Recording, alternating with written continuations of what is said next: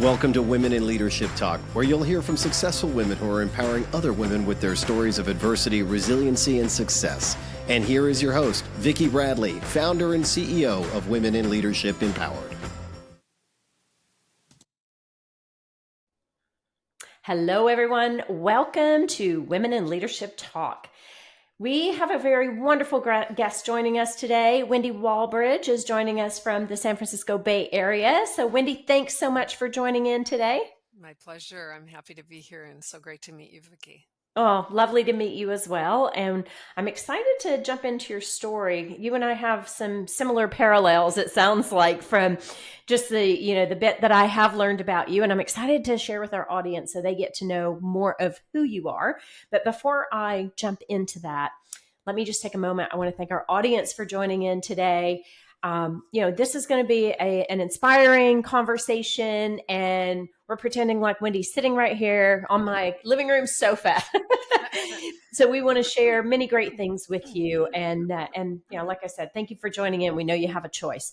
So Wendy, let's jump in and let me give the audience a bit of background about, who you are. Sure. So Wendy Wallbridge is a founder, CEO, and author. She was diagnosed with a life-threatening lupus early in her career. She used that adversity and her journey back to health to explore what it means for women to live true to their values, their feminine wisdom, and their unique calling. Her singular brand of coaching defined her spiral up model, which we're going to talk about today. And it empowers women to become architects of their own lives by following a radically different roadmap to success. And I loved when I read that. And you've got a wonderful book. And thank you so much for sending it to me and sharing that with me. And so where I'd like to maybe start today, Wendy, is where were you before lupus took hold? And how has that really impacted your life? Yeah. Wow. Okay. You took me back a long way. um, I was in my 20s when I got lupus, and I was working with, I was already in the field that I am still in, believe it or not. I found my path really young, because I felt like I was a neurotic person when I was in college, and after even I thought, gee, I need to either become a therapist so I can figure this out or something. And I was drawn to the West Coast because there was a lot of, there it seems like the West Coast, a lot of things start here. Mm. And there was a lot of breakthroughs in terms of transformational, human potential, then the potential movement, human potential movement, and like Esalen and a lot of the teachers that were the forefront of positive psychology, things like that were breaking through here. And I was very like, oh my God, I have to know everything and have to take every course. And I would just say that I met these two medical doctors that had this small company called the Learning Center, and they were taking the tools of the human potential movement and putting them into a practical application like teamwork and coaching. And believe me, in the late 70s, there wasn't a lot of that. That was like new. Now you hear about that, but there were no budgets for teamwork. There were no budgets for that. People didn't even know what it was. They were like, do you wear a baseball cap if you're a Yeah, coach? It was exactly. really, it was like, you had to first explain the whole thing before you could even sell. So, but we did, and we were kind of beginners in that thing, but I was working day and night, and one of the doctors wanted to marry me, and we were partying. This was in the 70s. We were doing all kinds of things, staying up really late. And one morning I woke up and I literally couldn't move. I was just, like everything in my body hurt. My eyes were really bloodshot, and I knew something was wrong. And the doctor that I was dating, who was one of the partners of the thing, he had already had a sense of that might have lupus, and within 2 days I was diagnosed, which is really unusual for an autoimmune disease like that, because it can be wily and you can't really figure it out and such. But anyway, I was diagnosed. I was immediately put on a lot of medications that changed the way I thought and the way I slept and the way I thought everything. And he wanted to marry me. And I was like, I need to get out of here. I need to just change everything, because I thought somehow that I could reverse engineer having gotten it. But you can't really do that. But I said, I'm going to leave you. I'm going to leave the business. I left equity in that company in a way. And I ran off with another guy on a motorcycle. Whoa, adventurer. who completely would make me laugh. And he was so, Mm, we had quite an adventure.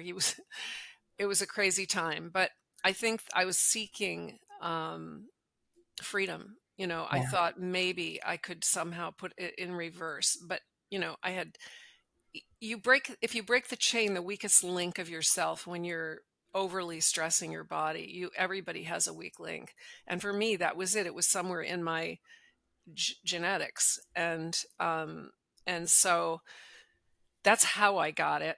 Mm, I thought I could cure it the way I was doing it, but that wasn't exactly it. Eventually, I really started looking inside myself and doing a lot of self-reflection, and go and new thought, the kinds of things like, why did I create this? And not in a blamey way, but like, what part did I have in this? And it really took me on a path of inquiry, mhm, um, even deeper. So I continued to do what I had been doing in a way. I had, you know, coaching people and working with people, but I had, now I was sick, so I couldn't really work for anyone. I had to do it on my own, and I did. I worked when I could, and I pursued my path loyally and mhm, stayed with it, because I knew that I just had to understand more and more about the human experience and what it takes to.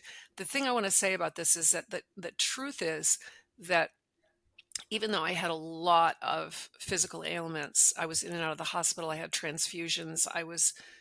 The lupus moved around in my body. I had it in my joints. I had it in my pancreas. I had it in my brain. I had at different times during the 14 years of having it. And I would just say that that paled in comparison to the negative opinion I had of myself, because mhm, I had helped to create. I thought it was my fault. mhm, So that was the thing that taught me the most, because I knew I had to get free from that critic. mhm, And so studying the way that worked in me, and understanding at one point when I was swimming in a pool, listening to the barrage of negativity, how you're a loser. I can't believe you did this. What do you have to show for yourself? Because I was a type A personality before that. I had the doctor, I had the thing, I had the, career, lived in a beautiful home. All of that dissolved. And so, but I heard that voice one day, and just hearing that negative talk, I kind of went, wow, if I can hear it, who am I that's hearing it? And it just gave me a little tiny wedge in the door of that I am not my thoughts. yeah. Wow. Wow. Thank you for sharing your story. Like, that's so powerful. And autoimmune is so prominent in women in Yeah, particularly, yeah, right? I think it's like 2 to 1 yeah, women to men where autoimmune sits with us. And oftentimes it is the narratives, it's the stress, the chronic stress of us yeah. trying to be and do everything. Right. Um, and it can be crippling. And when you're going through that, and I am speaking from firsthand experience because I also have an autoimmune. I don't Oh, have wow. lupus, but um, it is finding that courage to go inside, right? Yeah, And start to ask those questions and figure out, how is this created? And yeah, how do we learn to live with that? And it sounds like you right. have really done that reflecting and figured out how to live and not just survive it, but to actually come out on the other side of thriving even with it. Right. Well, let me that's a really good point. So the first thing I want to say is, an autoimmune disease is a disease where your body misreads your own tissue and attacks Mhm. itself. So metaphorically, women are they're internalizing the oppression in our system, and some of it could come from our own becomes our own negative story about Sure. ourselves. and then it could manifest in a way that your body's attacking itself. I'm not saying that's the only reason that people get them, but that could be part of it if you're looking at it as a multi-layered thing. For me, I was really lucky because at the end of 14 years, I lost my kidney function. So it doesn't sound like that's lucky, but I had to get a transplant, a kidney transplant. So I had a miraculous kidney transplant from a donor that was a 6 antigen match. And you can do it even more matched now in these days, but in those days that was really like the best that you could get, and it was from a donor, and it went in my body and it cleaned it up, and it gave me a whole new chapter of my life. I had no more lupus, and I had this gift, and that really really sent me on a whole nother chapter, which has been an amazing ride. Oh, I'm so happy for you. Like, that is incredible. And all the things that you were able to reflect on and keep yourself, I'm not going to say this super eloquently, but it's keeping yourself in check. What are the thoughts that I'm having, and Yeah. how is that supporting, or how is that repressing, or how is that hurting me? And learning how to shift that becomes really paramount when we're living with, aspects that are not incongruent with who we actually are. Right. And when you have a chronic disease or any kind of ailment like that that takes you out, what it does is it triggers the core wound that bothers everybody. I would say, I've been coaching people now for almost 40 years, and I've coached every kind of person from every kind of level.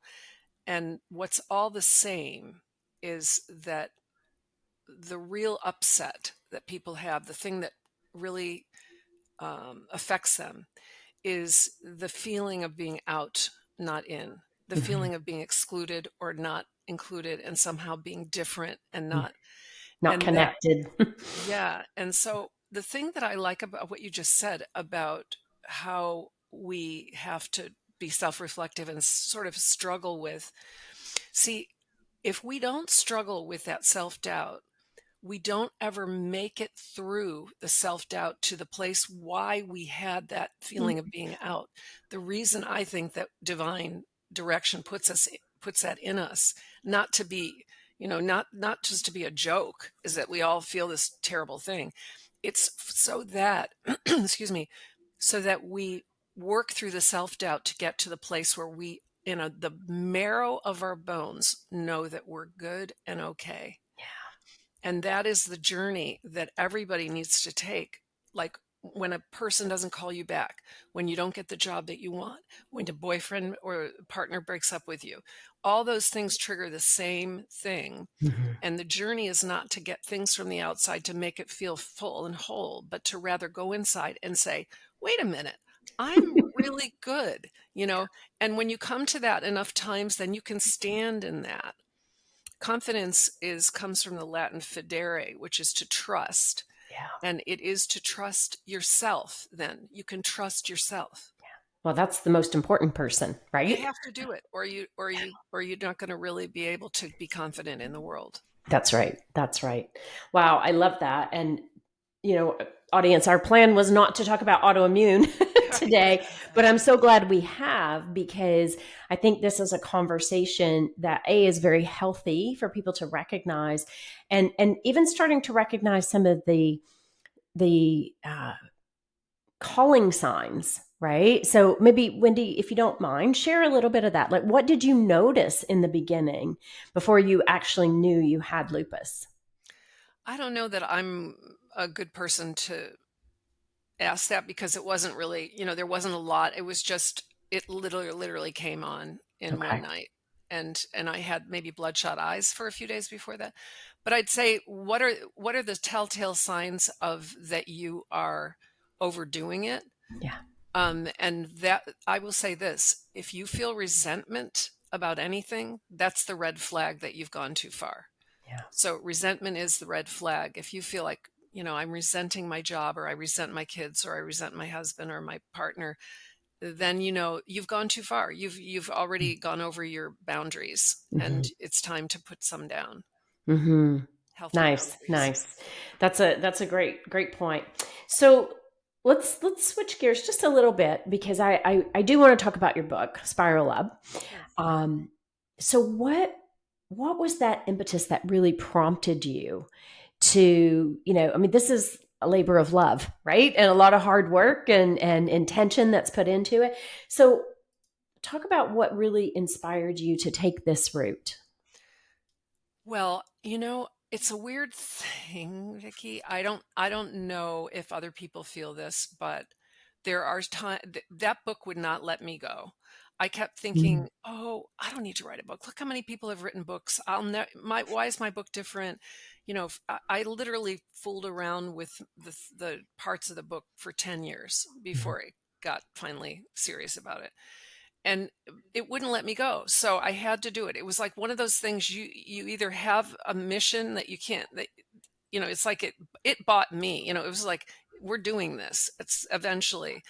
And I didn't even know if I'd ever get published, but it was just this thing that I just kept doing. And then what happened, certain things happened that helped me get it there, which were really amazing. One was that Bettina Jetter and Mike Jetter, who owned MindJet, she had done my Spiral Up course a few times, and she said, we're software engineers, we want to turn it into a software application. So they gave me the opportunity and paid me money to develop it, to get it down to the point where it was a software application, and then from there turning it into a book was much easier. But I gotta say that I feel like there's something in the times that we're living in that also call for this book. Mm. It was very interesting timing. It came out right before Me Too originally. Mhm. The new book has the men's part in it, but that's when it came out.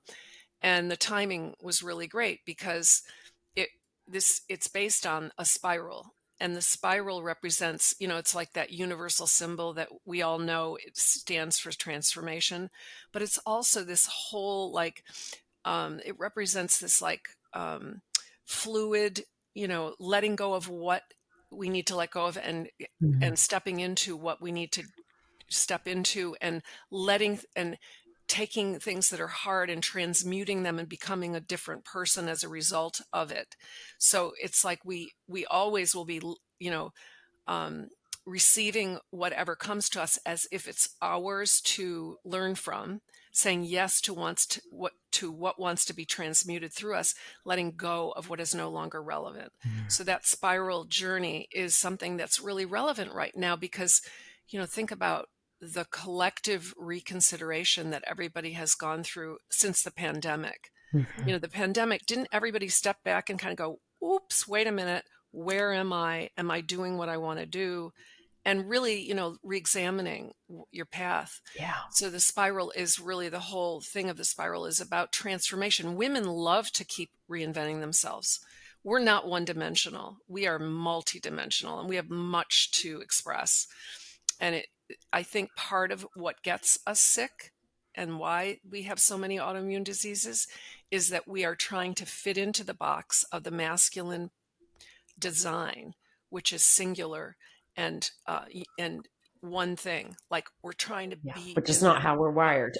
no, Yeah. and it's not sustainable, and it Yeah. does burn us out. And that's why there's less women in leadership, and that women are leaving leadership, at the rate that they are. Every two that get uh, director level, one leaves, something like that. But anyway, Well, I know I that's ran a off on a tangent there. no. That's actually a great point. And one of the things I did want us to talk about is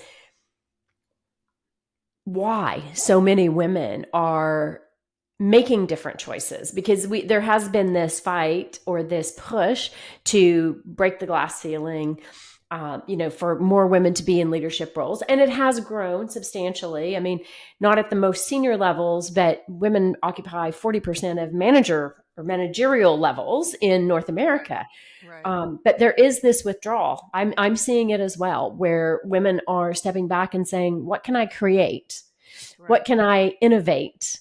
Yeah. And not be, having to fight that masculinity that is almost opposing to where we are, especially in today's environment. So what are your thoughts, Yeah. Wendy, on why they're withdrawing?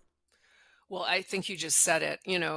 let's face it, organizations and businesses were mostly designed by men for men, with everything that works for them, including the temperature in the room, Mm. it's colder than it should be for women. There's so much, but it's also the pace and the expectations and the complete ignorance of the fact that women have other responsibilities that have, like, children and elders and community and things, and it, it doesn't fit. It doesn't fit for women. So Mhm. until we get into leadership enough that we can redesign these things, and they are getting redesigned. There's a lot of women doing that kind of work that are, trying to make a dent in cultures and the design of organizations. But I feel that it's it's rarefied air at the top, and it really, you have to give up your life on a large degree. You're talking about C-suite jobs. I don't know a lot of people that are willing to do that. I mean, Mm. certainly, thank God there are, because we need women in leadership. But it would be great if they could modify some of the expectations so that um, women could have time for their families and for the values that are important to them. Well, that's an interesting point you bring up, and one of the things I'm seeing is there are more men that are leaning into that as well, Yeah, and especially when they have daughters, right? that's Because they're right. looking at it and saying, "Hey, hang on a second, I want my daughter to be able to take over the company, or I want my Yes. daughter to be whatever it is she desires to be," and how can we support her in having the career, the partner, the children, doing all of those things. And men are, and this is just my experience, and I'd love to hear your thoughts on this, but they seem to be wanting to understand how to be better at doing that. Like they're Yeah. asking the questions, like, what can we do? Oh, I love that you say that. I wish more men were asking and really sincerely trying to figure it out, because, the patriarchal system is also very bad for them. Yeah. It's definitely bad for women, but it's also bad for them. It does not allow men to develop this whole spectrum of their human qualities. It's say you can be this, but you're a breadwinner, and you need to just do that and Mhm. stay, in that, and not show weakness of compassion and empathy. So Mhm. there's that. But also, like you're saying, they are asking. And what's been really interesting for us is my company has been working with a top 10 global tech company for the last decade, working with both the men and the women separately. And the men, we developed a course called Men as Allies, Inclusive Leadership. And it is all about helping those guys to become better partners to women in the organization, so that there's more equality, so that there's Mhm. more equity. And also to help the guys develop into whole people. So Mhm. it's about EQ. Mhm. I think there's a big, big shift going on right now, that where we're craving this return and rebalancing to putting connection and relationship at the center, instead of over indexing on profit and scale. That's what I was getting ready to say. Over profit. And look, the reality is, I mean, you go into business to make money. Yes, Yeah. that is why we go into business. But there is a balance to your point. And so how does that then relate to like these feminine and masculine attributes? Because you hit on something I think that's very important there.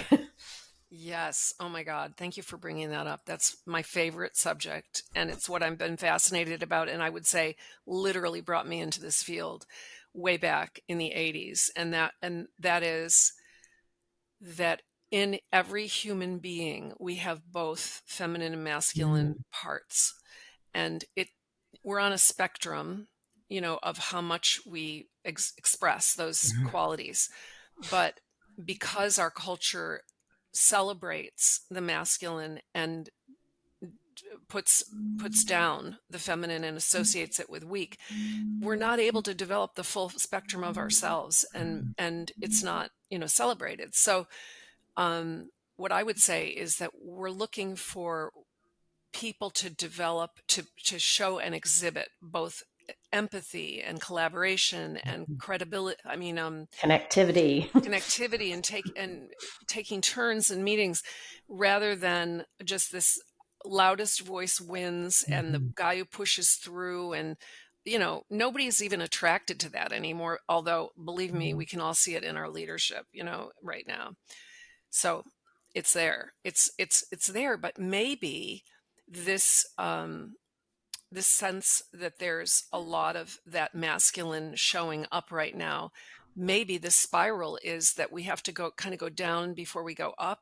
And maybe there's something about that because I don't know if you feel, but do you feel that there's a sense of wanting to center relationship, and people are craving community and connection? 100%. People Isn't that? are starved for relation and relationships from having deeper connection, not just on the surface, not just in passing.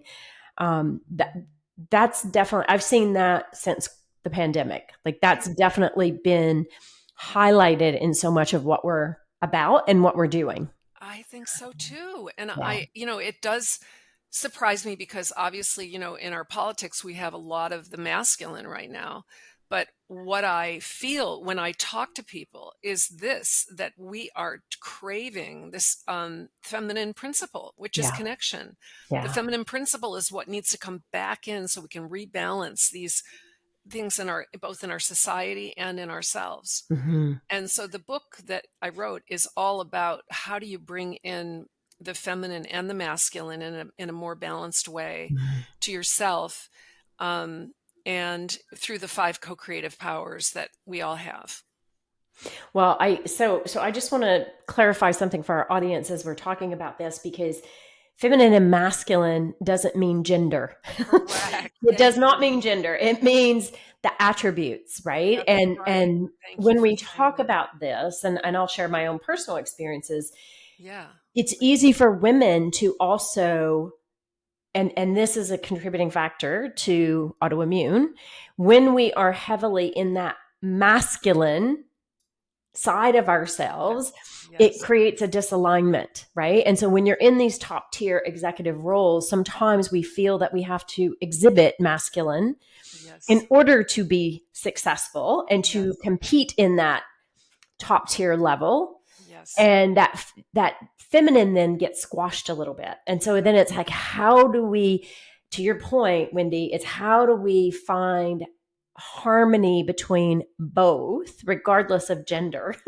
Yeah. right? Because those attributes on the feminine side are so important. Just what you said, the connectivity, relationship, the emotional intelligence, empathy, Collaboration. recognizing, yes, and recognizing we're human beings. We're Yes. not numbers. We're not robots. We are people that are trying to live in a messy world.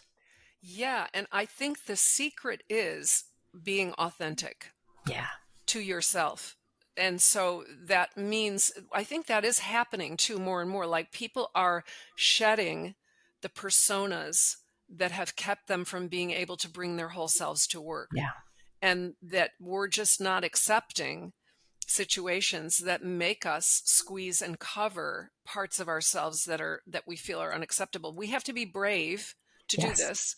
We have to be brave, and we have to be willing to take a risk. I think it was, anyway, you nailed it when you said that. I feel like that is where we are right now. Authenticity, if people can take the courage to be a little bit more themselves every day, that is how they'll balance whatever is their particular complexion of feminine masculine in themselves. Yeah. Yeah. No, that's so important. And just again, I'm watching our time here, but I want to call out something you talked about in your book, and you call it, and I love this, you talked about sleepwalking, right? And I talk about it from an autopilot perspective. But Mm-hmm. why, what do you see happening? Like, because there is this part of our population or part of our society is sleepwalking, right? And where is that phenomenon coming from? And then how do we move more into being fully awake and inspired? You know, You're touching on the best subjects for me. I mean, I just love talking about all of this, and I know we could go on forever, but I would just say that not everybody signed up for being awake. Mm. Not everybody signed up for that. And it is, but it is the way that our consciousness is going right now. We are, people right that are born right now. We could have been born into a lull, but we were born into this tipping point. And this is a rare moment where everything can be reimagined. That is, it's a fluctuation. And so what this is asking us each for is to be conscious in the way that we speak to each other, in the way that we think, not to be on automatic and to just be like asleep, like you say. Yeah. It's really a time where a shift is happening, and we're lucky to be by it. We don't want to squander this time. If you were born in this time, which we all are, everyone listening to this call, there's a reason that you're here, and your gifts are needed. This is a time your gifts are needed, and we need to be brave enough to not do what is expected of us so much as what we are called to do. And it's got to be, it usually is something that's a little bit scary, and but we feel called to. I love the quote by Pema Chodron. She says, "To be fully alive, fully human, and completely awake is to be continually thrown out of the nest. To live fully is to be always in no man's land, to experience each moment as completely new and fresh." Wow, that's beautiful. I love that. Well, and you're so right. It's not time for playing small. It's Right. put your gifts to use, because you were created for this, and it's recognizing how to live into what you were born to be. And by doing that, we can re-engineer what leadership looks like, so Yeah. that women can be themselves in the quirky and expressed way that they want to be, and whatever is authentic to them, rather than trying to look like a man or act like a man. And there's a whole new possibility that can happen in this union and this harmony that we're hoping for. Amazing. Amazing. So, Wendy, share where people can find your book. Amazon is, but I love to go to your local bookstores and ask for it there. And if they don't have it, they'll get it for you. But it's Spiraling Upward, the 5 Co-Creative Powers for Women on the Rise. And there's a new section in it that just came out this year that is for men. So it's the new edition has this chapter called Spiral Up for Dudes. And it's all about how men can, a lot of men are feeling a little bit in the crosshairs right now, and that they're displaced, etc. This is like the cliff notes of what to do and not to do, and how to help women be your partners at work. Yeah. Yeah. Which helps you as well. Yeah, We're all in it together at the end. yeah, we're all in it together. That's right. Oh, Wendy, this has been such a pleasure. Thank you so much for joining me. Is there any final piece of advice or a tip you'd like to share with our audience today as we wrap up? I just think that even though we're all so pulled outside of ourselves in this overstimulating, podcasts, movies, there's so much you can look at on your phone. You can just be absorbed by it. That take some time every day to go by yourself somewhere for 5 minutes and ask yourself what you really, really, really want. Because often it's something that you can give to yourself, whether it's a nap or a timeout somehow. It's important to listen, because that you can't hear your inner guidance when you're constantly stimulated. You literally have to go for a walk by yourself or have some quiet time. And I just highly recommend that during this very busy season that we're in. Yeah. Yeah. Great tip. Thank you for that. And audience, I want to thank you for chiming in. If this podcast resonates with you, please do share it. Leave us a review. If you have questions, reach out to Wendy. It's Wendy Wallbridge at spiralup.com. or you can reach out to me. I'm happy to share those questions. We're here to answer what we can or to continue the conversation. Like we love, like clearly you can see Wendy and I both are very passionate about talking about leadership and women and this masculine and feminine. Such an important time that we're in. It is. And as our gift to you, if you visit the Women in Leadership Empowered website, you can take advantage of 2 free webinars that we do. One is on fear and one is on building good habits. So feel free to, go to our website and download those so that, you can really look at how do you turn fear into something that fuels you instead of paralyzes you. So thank you again for being here today. Wendy, grateful to have you. Thanks for joining us. And we'll see everyone at the next Women in Leadership Talk podcast. Take care, everyone. Thank you. Thank you for joining us for WIL Talk, sponsored by Women in Leadership Empowered. To learn more about our programs, please visit www.willempowered.com. We look forward to seeing you in our community.